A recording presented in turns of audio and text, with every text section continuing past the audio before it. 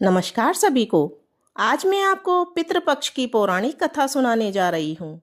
यह पौराणिक कथा पितृपक्ष में अवश्य ही सुननी चाहिए।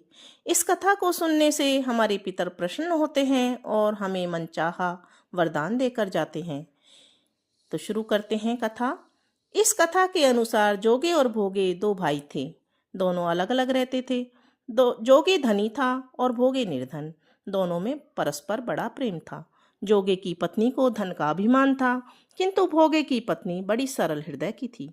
पितृपक्ष आने पर जोगे की पत्नी ने उससे पितरों का श्राद्ध करने के लिए कहा, तो जोगी इसे व्यर्थ का कार्य समझकर टालने की चेष्टा करने लगा। किंतु उसकी पत्नी समझती थी कि यदि ऐसा नहीं करेंगे तो लोग बात बनाएंगे। फिर उसे अपने मायके वालों को दावत पर बुलाने और अपनी शान दिखाने का यह उचित अवसर भी लगता था। अतः वह बोली, आप शायद मेरी परेशानी की वजह से ऐसे कह रहे हैं, किंतु इसमें मुझे कोई परेशानी नहीं होगी। मैं भोगे की पत्नी को बुला लूंगी, दोनों मिलकर सारा काम कर लेंगी। फिर उसने जोगे को अपने पीहर न्योता देने के लिए भेज दिया। दूसरे दिन उसके बुलाने पर भोगे की पत्नी सुबह सवेरे आकर काम में जुट गई। उसने रसोई तैयार की, अनेक पकवान बनाए, फिर सभी काम निपटाकर अपने घर आ गई। आखिर उसे भी तो पितरों का श्राद्ध और तर्पण करना था। इस अवसर पर न जोगी की पत्नी ने उसे रोका और न ही वह रुकी। शीघ्र ही दोपहर हो गई। पितर भूमि पर उतरे। जोगे भोगे के पितर पहले जोगे के यहाँ गए तो क्या देखते हैं कि उसके ससुराल वाले वहां भोजन पर जुटे हुए हैं। निराश होकर वे भोगे के यहाँ गए। वहां क्या था, मात्र पितरों के नाम पर अगियारी दे दी गई थी।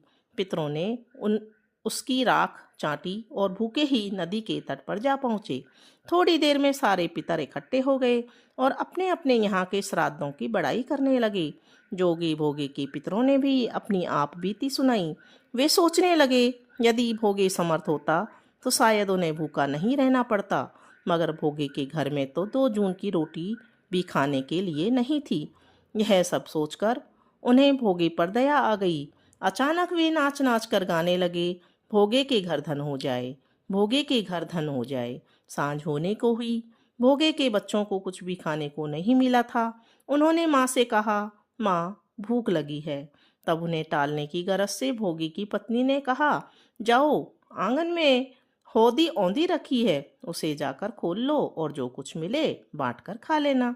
बच्चे वहां पहुंचते हैं तो क्या देखते हैं कि हौदी मोहरों से भरी पड़ी है। वे दौड़े दौड़े माँ के पास पहुंचे और उसे सारी बात बताई।